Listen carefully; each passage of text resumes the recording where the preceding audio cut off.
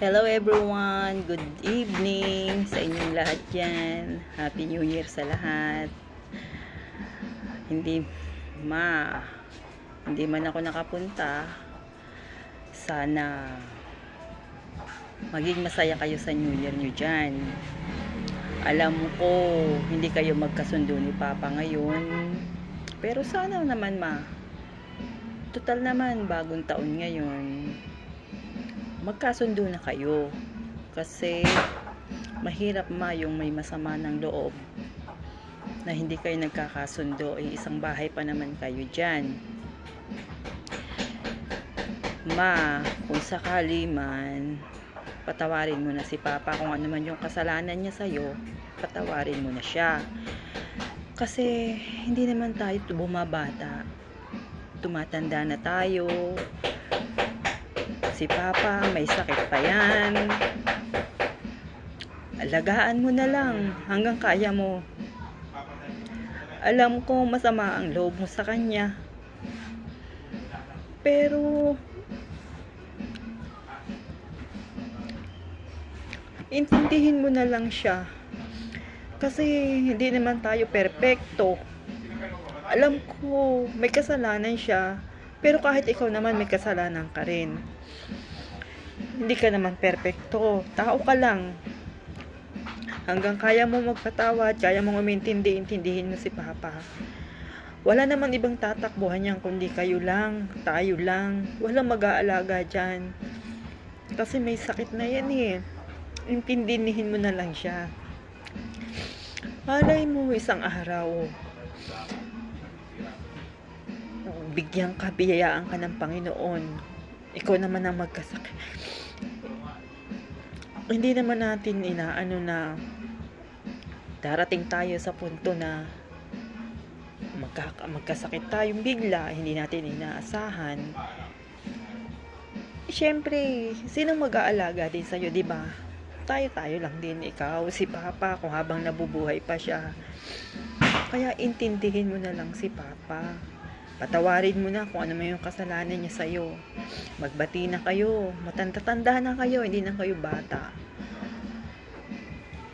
Ay, hindi man kami nakapunta ngayon, pero sisikapin ko sa isang taon na makapunta. Sana, alam ko, hindi ka naman perpektong tao. May pagkakamali ka rin kay Papa.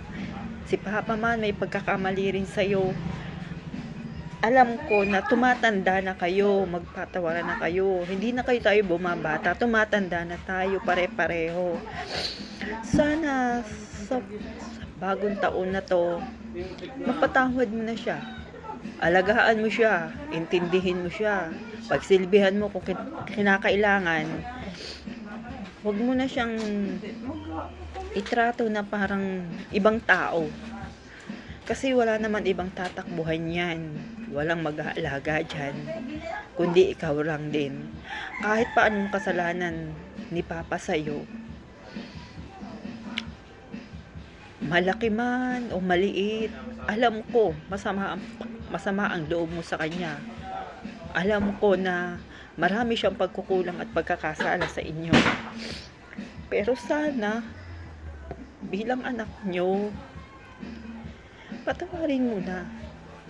Hindi naman habang buhay siya. Tumatanda na. Lahat tayo pupunta saan man tayo pumunta, alam ko. Sana, kahit ngayon lang, patawarin mo siya. Alam ko, ikaw, malakas ka pa sa ngayon. Pero, darating din sa punto, natatanda ka, magkakasakit ka. Hindi ko man inaano, pero darating tayo doon. Alam ko sa sarili ko, may pagkakamali rin ako, may pagkukulang. I'm sorry sa lahat. Hindi man ako perpekto, pero alam ko napatawad ko na kayong pareho. Si Papa napatawad ko na, alam ko yan. Kasi Mahal ko kayo eh. Mahal ko kayo. Mahal ko kayong lahat. Hindi ako, alam nyo naman, minsan may pagkakataon na talagang hindi ako nakakatulong sa inyo. Alam nyo naman. Pero, alam ko, mahal ko kayo. Mahal na mahal ko kayong lahat. Sana ngayong bagong taon, patawarin mo na si Papa. Yun lang ang pakiusap ko sa iyo. Alagaan mo na lang. Intindihin. Kasi, mahirap yung may masama ng loob. Hindi ka natatahimik. Kung sakaling mawala si Papa, sakaling mawala ka, at least nakapagpatawaran na kayo. Pakiusap ko, alagaan mo si Papa. May sakit yan, tumatanda na.